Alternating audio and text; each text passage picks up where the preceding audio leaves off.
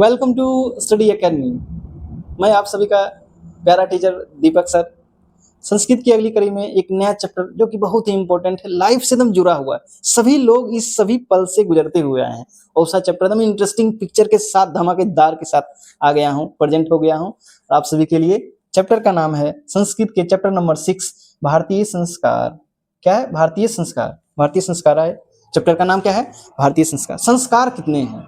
संस्कार बोलते हैं एकदम संस्कार नहीं है, संस्कारहीन हो गया। बोलते हैं ना, जो उड़नता करते रहता है, कुछ भी खचरपनी करते रहता है, बोला एकदम संस्कारहीन है, माँ बाप कुछ नहीं सिखाया है। बोलता है ना, वही संस्कार के बारे में पढ़ेंगे। कितने संस्कार हैं, आदमी कैसे बड़ा पता नहीं चलता है, मगर संस्कार होते हैं। ठीक, आज क्या है, उसी संस्कार के बारे में चर्चा करेंगे। वाह, कैसा लग रहा है पिक्चर? कंटेंट कैसा लग रहा है, ये सभी बताना है। क्या है? जन्म से पूर्व संस्कार, जन्म लेने से पहले भी संस्कार होते हैं। शैशव संस्कार, शैक्षणिक संस्कार, गृहस्थ संस्कार, मरणोत्तर संस्कार। ठीक, पाठ का इंट्रोडक्शन।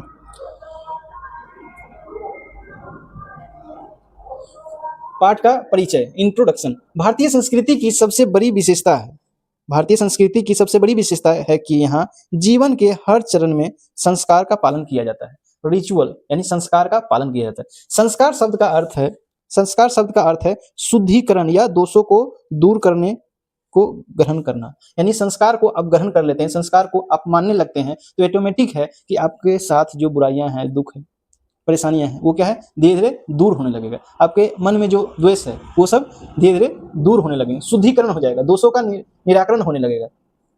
क्या? संस्कार शब्द का अर्थ है शुद्धिकरण या दोषों का दूर करके गुणों को ग्रहण करना। इस पाठ के अनुसार संस्कारों का मुख्य उद्देश्य व्यक्तित्व का निर्माण करना है। किसका निर्माण करना है?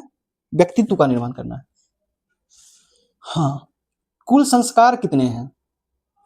कुल संस्कार शास्त्रों में कुल 16 यानी 16 संस्कार बताए गए हैं। कुल कितने संस्कार हैं? 16। कमेंट में बताना है कुल कितने संस्कार हैं। 16। जो देख रहा है इसको बताना है। जो पूछते जाते हैं जिससे कुल संस्कार कितने हैं, आपको ही बोलना है 16 संस्कार है। उन्हें मुख्य रूप से 5 भागों में बांटा। कितने भागों में? 5 भागों में। कौन कौन? पहला है जन्म से पूर्व, दूसरा है शैशव यानी बचपन, इन्फेंसी, तीसरा है शैक्षणिक एजुकेशनल, चौथा है गृहस्थी मैरिज, पांचवा क्या है, पोस्ट डेथ मरणोत्तर यानी मरने के बाद भी एक संस्कार किया जाता है। इसमें यह बताना है कि तुम सबका कौन कौन सा संस्कार इसमें हुआ है, अभी तक कौन कौन सा संस्कार हो चुका है। ठीक है, क्या बताना, कमेंट क्या करना है कि अभी तक सर मेरा ये संस्कार हो गया है। संस्कार नंबर 1 2 3 4 5 मेरा हो गया, 6 तक हो गया, 5 नहीं हुआ, 6 हो गया, 10 हो गया है। ठीक है, जन्म से पूर्व प्री नेटल इंग्लिश में लिख दिए 3 संस्कार होते हैं। शैशव यानी बचपन में 6 संस्कार होते हैं। शैक्षणिक में 5 संस्कार होते हैं। गृहस्थ में जब शादी होती है तो 1 संस्कार। मृत्यु जब हो जाती है 10 संस्कार, जिसको बोलते हैं 1 संस्कार, 10 संस्कार। ठीक, आप देखिए जन्म से पूर्व 3 संस्कार में कौन है? गर्भाधान, पुष्पवन, सीमंतोन्नयन। ठीक, जन्म से पूर्व। शैशव बचपन में कौन से? जात कर्म, नामकरण, निष्क्रमण, अन्नप्राशन, अन्नप्राशन, चूड़ाक्रम, कर्णवेधन, कानछेद करते हैं। शैशव इन्फेंसी में 6 संस्कार, जातक्रम वो तो हो गया यहाँ पे। शैक्षणिक संस्कार कौन से हैं? अक्षरारंभ, अक्षर जब आरंभ कराते हैं पंडित जी। उन्नयन, वेदारंभ, केशन गोदान, समावर्तन। विवाह संस्कार उसी टाइप से, अभी एक एक पहले पढ़ाते हैं। कुल संस्कार 16, भाग कितने? 5। शैक्षणिक संस्कार कितने? 5। अंत्येष्टि कब होती है? मरणोपरांत। सप्तपदी कितने हैं विवाह में? गोदान का मुख्य, ये भी पढ़ेंगे, बताएंगे। संस्कारों का विस्तृत विवरण। जन्म से पूर्व संस्कार 3 संस्कार होते हैं। ये संस्कार बच्चों के जन्म लेने से पहले किए जाते हैं। इनका उद्देश्य गर्भ की रक्षा करना, गर्भवती महिला को प्रसन्न रखना और शिशु में अच्छे संस्कार डालना होता है। ठीक, गर्भाधान, गर्भ धारण करना। पुष्पवन यानी पुत्र प्राप्ति या स्वास्थ्य संतान हेतु। पुष्पवन संस्कार में क्या चीज होता है? पुत्र की प्राप्ति या स्वस्थ संतान, जो बच्चा हो, बेबी हो, स्वस्थ हो, इसके बारे में जानकारी मिलती है। सीमंतोन्नयन में क्या मिलता है? गर्भवती स्त्री की मानसिक, गर्भवती स्त्री की मानसिक प्रसन्नता के लिए। अच्छा, इसको ऐसे तो पढ़ा रहे हैं। देखिए होता क्या था पहले, अभी तो अभी का नहीं है, ग्रंथ बहुत पहले लिखा गया। वैदिक युग में क्या था, लोग पढ़े लिखे नहीं थे, तो इसमें पंडित जी का बहुत बड़ा योगदान रहता था। ये सब कौन कराते हैं? जितना है मुंडन संस्कार, मुंडन बाल छिलाना, दाह संस्कार कौन कराते हैं? पंडित। विवाह होता है मैरिज कौन कराते हैं? पंडित जी। बड़ी कभी नहीं कोई देखा होगा गर्भाधान के बारे में बता रहा हो, पुष्पन के बारे में बता रहे हो, सीमांतोनयन के बारे में पंडित जी बता रहे हैं, ऐसा होता है नहीं। अब मगर पहले होता था क्या कि पहले जो होता था लोग पढ़े लिखे नहीं थे, तो क्या था पंडित जी जो है जो आते थे घर पे तो बताते थे कि कैसे बेबी प्लानिंग करना है, कैसे बच्चा आपका स्वस्थ रहेगा। जब प्रेग्नेंट हो, लेडी प्रेग्नेंट हो, वाइफ की प्रेग्नेंट हो तो क्या करना चाहिए? भारी सामान ना उठाएं, ये सुनता होगा जान, क्योंकि सब लोग जानने लगा, सब लोग पढ़ने लगा कि भारी सामान नहीं उठाना है, सीढ़ी पे ज्यादा ऊपर ऊंचा नीचा जगह पे नहीं चलना है, यानी बच्चे की माँ यानी कि जो प्रेग्नेंट है वो खुश रहेगी तो बच्चा भी अंदर हेल्दी रहेगा, उसकी माँ स्वस्थ रहेगी तो बच्चा भी स्वस्थ रहेगा। ये सब क्या है कि गर्भाधान यानी गर्भ धारण करना, कि कैसे बेबी प्लानिंग करना है। पता था कि नहीं, अभी तो फिलहाल नहीं होने लगा, पहले होता था पंडित जी को देख के बेबी प्लानिंग करना होता था कि नहीं अभी इस टाइम में बच्चा जन्म लेता हो तो बहुत सुंदर होता, बहुत अच्छा होता, राजकुमार होता, बलशाली होता, इस टाइम बेबी आदमी प्लानिंग करता था, टूर पे घूमने जाता था ताकि बेबी प्लानिंग कर सके। ठीक, इसको बोलते हैं गर्भाधान, यानी गर्भ धारण करना, कि कैसे करना चाहिए, कब करना चाहिए, किस टाइम में करना चाहिए, ये सब पंडित जी पहले बताते हैं। अब तो लोग पढ़ लिया है तो लोग खुद जान गया है, नहीं जानता है तो डॉक्टर के यहाँ जाके डॉक्टर से कंसल्ट करके डॉक्टर बताता है कि कैसे कैसे क्या करना चाहिए। और उस टाइम तो पढ़ा लिखा नहीं था, तो उसका काम कौन? पंडित जी का सब था। पुष्वन, पुष्वन में होता स्वस्थ संतान, आपको क्या करना चाहिए जिससे संतान स्वस्थ हो, बच्चा जो जन्म ले वो बहुत ही हेल्दी रूप से रहे। सीमांतोनयन, सीमांतोनयन में क्या है? गर्भवती स्त्री की मानसिक प्रसन्नता के लिए कि बच्चा स्वस्थ कैसे होगा, जब बच्चे की माँ जो है स्वस्थ रहेगी, हेल्दी रहेगी, उसको क्या क्या खाना देना चाहिए, क्या खाना नहीं देना चाहिए, क्या कराना चाहिए प्रेग्नेंट के टाइम में, क्या नहीं कराना चाहिए, ये सब क्या है? सीमांतोनयन में है। ठीक है, ये पहले कौन कराते थे? पंडित जी के संस्कार। जब जब शादी हुआ पंडित जी आएंगे, पंडित जी जो दोनों को, जो इसका शादी हुआ जिसकी वाइफ है, दोनों को अच्छे से बैठा के एक बार दो बार समझाता था कैसे कैसे क्या करना है, कैसे रहोगे तो बढ़िया से रहोगे, कैसे परिवार खुशहाल होगा, ये सब पंडित जी आके बताते थे नियम कानून के तहत। ठीक, मगर अब ये सब जो है धीरे धीरे खत्म हो गया है। अब ये वाला बचा हुआ है। हाँ, शैशव संस्कार। शैशव संस्कार कितने हैं? 6। शैशव संस्कार 6। जन्म से पूर्व कितने हैं? 3 संस्कार। जन्म से पूर्व कितने संस्कार? 3। शैशव कितने संस्कार? 6। 6 संस्कार। देखिए यही है जिसके बारे में मैं बता रहा था कि पंडित जी आए हैं तो जब देखिए ये लेडी क्या है? प्रेग्नेंट है, दिख रहा है प्रेग्नेंट है, इसके बारे में बताया जाता है कि आपको क्या क्या करना चाहिए। भगवान का जो होता है ना कि भगवान का ऐसे होता है कि भगवान का कृष्ण जी का ज्यादा लोग फोटो रखते सोते हैं तो किसी, ताकि पहला नजर पड़े तो ऐसा आदमी के पास पड़े जो कि बहुत अच्छा हो, चरित्रवान हो, ताकि मेरा बच्चा बेटा बेटी जो है बहुत ही चरित्रवान बने, बहुत ही हेल्दी बने। इसी लोग क्या है बहुत ही सुंदर टाइप का एगो आगे पिक्चर लगा लेता है ताकि उसी पे हमेशा जब खुले पहली नजर उस पे पड़े। ठीक, तो पंडित जी आए हैं सबके सामने, उसको बता रहे हैं कि कैसे कैसे बेटी कैसे रहेगी, कैसे क्या करेगी ताकि बच्चा अच्छा होगा। ये संस्कार है। दूसरा संस्कार कौन है? शैशव संस्कार, यानी शैशव यानी बचपन में। बचपन में कौन कितने संस्कार हैं? 6 संस्कार। ये संस्कार बच्चे के जन्म के बाद, यानी जन्म से पहले 3, जन्म के बाद 6 संस्कार होते हैं। जैसे जात क्रम, जन्म के तुरंत बाद उसका जात क्रम किया जाता है। नामकरण, बच्चे का ऐसा होता है जात क्रम का मतलब है कि बताएगा कि कौन सा कुंडली में जन्म लिया है। हम तो मानते हैं कि एकदम सबसे बड़ा पाखंड ढोंग है ये सब चीज, आदमी वही आदमी रहे, क्षत्रिय रहे, ब्राह्मण रहे, उसको जाकर मुसर के यहाँ रख दो और पंडित जी से दिखवा लो कि कौन कुल का है, वो बता देगा ना बढ़िया कुल के नहीं। वही मुसर का बच्चा बढ़िया हो, उसको जाके पंडित जी के यहाँ जन्म लगा, बोला कौन सा कुल का? बहुत बढ़िया कुल का, ये हो वो हो, गुण बता देगा। ये क्या है? एकदम समझ ढोंग टाइप का है। जात क्रम या किस कुल का है, अरे कुछ क्यों कुल का होगा? जे कुल का उसके पिताजी है उसी कुल को देख के बता दीजिएगा। बच्चा कोई अनजान बच्चा का लाके बता दीजिए, कुछ बता पाएगा? कुछ नहीं। मगर चलो चल रहा है चल रहा है। जात क्रम ये पहले चलता था, ठीक है, अब और सब इसके काम बात खत्म हो गया, ये भी चलता है। जात क्रम, जन्म के तुरंत बाद, जन्म होगा पंडित जी का आएगा दिखाएगा, पत्र दिखाएगा कौन सी है नहीं है, ये ऋषि ऋषि कौन सा क्या बोलते हैं क्या दिखाया जाता है पेपर में जो आता है, और राशि फल कौन राशि का है, कौन धून राशि, कौन राशि, ये सब 12 राशि है, जितना राशि उसमें पूरा इंडिया का नाम है, सबके आदमी के एक ही गुजरता है। एक राशि मान लो मेरा मेष राशि है, मैं डी से मेष राशि समझ लो, तो इतना डी से नाम है, सबके साथ एक ही चीज बिकता है, कभी नहीं। इसीलिए एकदम ढोंग, जो भी आदमी देखता है वो मान लो एकदम सबसे बड़ा बेकार आदमी, बुर्बक आदमी जो बुर्बक बन रहा है कि राशि फल देख के हम, हाँ राशि फल में लिखा लोटरी लगेगा, अगला दिन लिखा लगा कि जाके गंदा पिएगा, नदी में डूब जाएगा, तो नदी में डूब जाएगा, डूबेगा तो एगो डूब सकता है, सभी डूब जाएगा, नहीं डूबेगा। जात कर्म, जन्म के तुरंत बाद ये होता है। नामकरण, बच्चे के नामकरण, नामकरण ये भी होता है, ये तो अब नहीं होता है, ये होता है। पंडित जी को बुला के पंडित जी से नाम रखाएगा कि हाँ बताओ जी हम बच्चा कौन सी नाम रखा जाए, तो उसमें भी चलो बाद में क्या मतलब, हम एकदम घोर विरोधी हैं पंडित जी के, ये समझ लो। हम हैं बहुत अच्छे अच्छे, कमला सर जहाँ पढ़े थे अब नहीं रहे, बहुत अच्छे जो पढ़े लिखे हैं, बहुत अच्छे, सरस्वती पूजा में पूजा कराने आते जो पंडित जी, बहुत अच्छा है। और बेटा ढेना ढेनी टेना टेनी इतना को हुआ नहीं, पंडित जी पैर बड़का आदमी, आदमी उसका पैर छुड़ा दे। विद्वान किसको बोला गया? पंडित किसको बोला गया? जिसके पास ज्ञान है वो पंडित है, ना कि उसका बचबो आके वहीं बोलेगा हम पंडित बन गए हैं। मुझे पंडित जी रे थोड़ा सा बढ़िया संस्कृत पढ़ के दिखा देंगे तब हम पंडित जी बोलेगा, नहीं बोलेगा तुम नहीं पंडित बन सकता, का है तुम छोटा कास्ट का है ना, कैसे पंडित जी बन जाएगा, ये बोला जाता है। इसीलिए जात कर्म नामकरण, बच्चे का नामकरण किया जाता है। चलो ये सब बात बोल रही है, ठीक है, कोई दिक्कत नहीं इसमें, बस टॉपिक पे आते हैं। जात कर्म, नामकरण, निष्कर्मण, बच्चे को पहली बार घर से बाहर निकलना होता है। निष्कर्म मतलब होता है बच्चा के मतलब कि घर से बाहर निकलेगा, पैर रखेगा, बुलेगा, टहलेगा, दिन टहलाया जाता है उसको। अन्नप्राशन, बच्चे को पहली बार अन्न खिलाना, बच्चे को क्या है पहली बार अनाज खिलाया जाता है। ये सब इसके लिए पंडित जी आएंगे, दक्षिणा लेंगे, पैसा लेंगे, तो ऐसे नहीं होगा, हर एक चीज में दक्षिणा बना हुआ ही आएगा, इसके बाद ही अन्नप्राशन। चूड़ाकर्मण यानी मुंडन, हाँ ये तो देखता होगा सबका मुंडन कराया जाता है। मुंडन में कहा गया पंडित जी अपना मतलब उसका दक्षिणा फिक्स है, जन्म ले लिए, जन्म से पहले भी उसको दक्षिणा चाहिए, जन्म के बाद भी चाहिए, जन्म मर जाइएगा तब भी दक्षिणा उनको चाहिए। चूड़ाकर्म, मुंडन, सिर के बाल का मुंडवाना, मुंडन, चूड़ाकर्म इसी को बोलते हैं मुंडन। कर्ण भेदन, कान छिदवाना, प्राचीन काल में स्वस्थ और आभूषण के लिए कान छेदा जाता था, अभी भी छेदा जाता है, मगर अब इसमें इसका भी उतना महत्व नहीं रहा है। लोग पंडित जी आए नहीं आए अपने से छेदा के पहनने लगता है कर्ण भेदन, मगर अभी सबसे बढ़िया ये भी ट्रेंडिंग में है।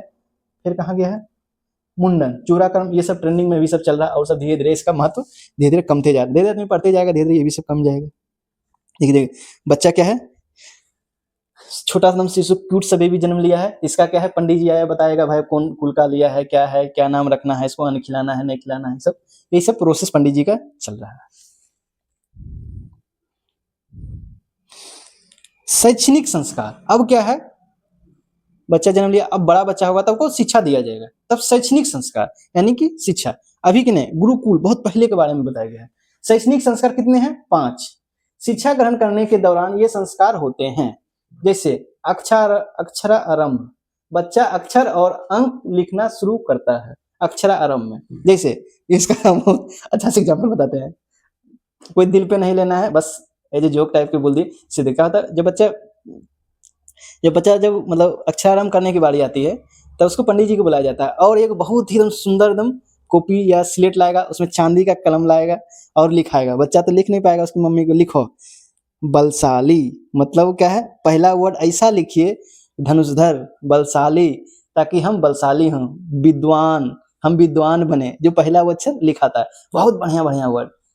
इसका मतलब क्या है कि पहला अक्षर पंडित जी बोलेगा कि लिखिए विद्वान, लिखिए वैज्ञानिक, लिखिए मतलब बढ़िया वर्ड लीजिए, ताकि बढ़िया पढ़े लिखे से कोई मतलब नहीं, पढ़ेगा नहीं पढ़ेगा कोई मतलब नहीं, पढ़ेगा तब ना विद्वान बनेगा, इसी बन जाएगा। खाली बचपन में जाके लिखवा दिया विद्वान, बलशाली, हनुमान, हनुमान बन जाएगा वो। चलो समझ गया होगा क्या है, ठीक। अक्षरारंभ मतलब बचपन में पंडित जी के द्वारा कलम कॉपी रख करके बहुत ही अच्छे से बहुत भयंकर भयंकर वर्ड लिखा जाता है, एकदम बहुत बलशाली। अमीर, कि हमको अमीर लिखेंगे तो अमीर बन जाएंगे। उपनयन संस्कार, इसका अर्थ है गुरु के समीप ले जाना, इसके बाद छात्र ब्रह्मचारी कहलाता था और गुरु के घर गुरुकुल में शिक्षा पाता था। टाइम बहुत ज्यादा हो गया इस चैप्टर में। उपनयन संस्कार, उपनयन संस्कार का मतलब क्या है, बच्चा को लेके गुरुकुल में छोड़ दिया जाता था। पहले यहाँ पे क्या है, अब तो खत्म हो गया सिस्टम, पहले क्या था गुरुकुल में पढ़ाने के लिए भेजा जाता था, 5 साल 6 साल वहां शिक्षा प्राप्त करता था। तो वहां पे जब गुरु के पास जब जाता था तो उसको क्या बोलते थे, ब्रह्मचारी, गुरु के घर में शिक्षा पाता था। वेदारंभ, वेदारंभ पहले क्या था, अभी तो संस्कृत साइंस वाइंस सब पढ़ाते हैं, मैथ पढ़ाते, पहले क्या उस टाइम वेद पढ़ाया जाता, वेदारंभ, वेद की पढ़ाई शुरू करना में वेद आरंभ होता था।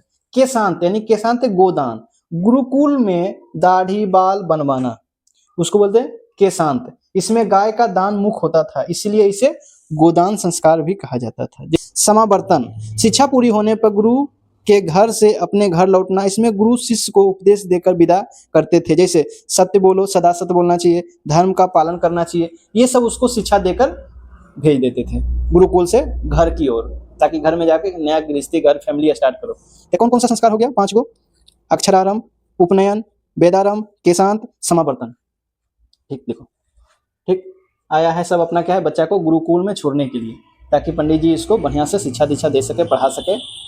ठीक, गृहस्थ संस्कार, पढ़ने के बाद अब आ जाएगा तो क्या होगा, जॉब लेने के बाद अभी क्या होता है? शादी। उस टाइम पढ़ने के बाद शादी। गृहस्थ संस्कार एक संस्कार है जिसमें विवाह का है। यह जीवन का सबसे पवित्र और महत्वपूर्ण संस्कार है। क्या है? पवित्र और महत्वपूर्ण संस्कार है। विवाह संस्कारों के बाद ही मनुष्य गृहस्थ जीवन में प्रवेश करता है। विवाह संस्कार के बाद ही मनुष्य जीवन में गृहस्थ जीवन में प्रवेश करता है। इसमें कई प्रमुख विधियां हैं। बागदान, जिसको बोलते हैं सगाई। सगाई को क्या है? बागदानी। पूछा गया है कि बागदान कौन से संस्कार में आएगा? गृहस्थ संस्कार में आएगा। बागदान यानी सगाई। मंडप निर्माण, शादी में मंडप का निर्माण होता है।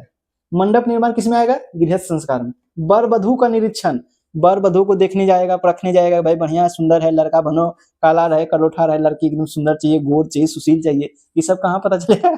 यही से सीखा है, वर वधू का निरीक्षण करना है। ठीक। कन्यादान करना, कन्या का दान करना। अग्नि स्थापन, जब शादी होता है तो क्या है? बीच में आग को जलाया जाता था फेरा लेने के लिए। पानी ग्रहण, ये मत, हाँ, शंख पानी ढालना, उसी को बोलते हैं। हम सब तो झेल लिए सब। पानी ग्रहण यानी क्या है? शंख पानी को ढालना। सप्तपदी, 7 फेरे। कितने फेरे? 7 फेरे। ये तो सब जानता होगा, देखा है, शादी में जाता है, देखा है कि नहीं? ये सब चीज देखा है कि बराती भोज खाया गायब सीधा। सप्तपदी, पानी ग्रहण करना, सप्तपदी और सिंदूर दान। शादी में क्या है? सबसे लास्ट स्टेप होता है सिंदूर दान। सिंदूर दान हो गया। फिर से बोलते हैं बागदान यानी सगाई, मंडप निर्माण, वर वधू का निरीक्षण, कन्यादान, अग्नि स्थापन, पानी ग्रहण। पानी ग्रहण मतलब शंख पानी ढाला, शंखा पानी ढालो है दूल्हा। पानी ग्रहण, सप्तपदी, 7 फेरे और सिंदूर दान। ये हो गया गृहस्थ संस्कार। मंडप निर्माण है, आग धर गया है, 7 फेरे ले रहा है। ठीक है, इतना विधि तो देख रहा है। इसमें लग रहा था कि हम अपने फोटो लगा दें, ठीक रहेगा ना, सब देख लेगा।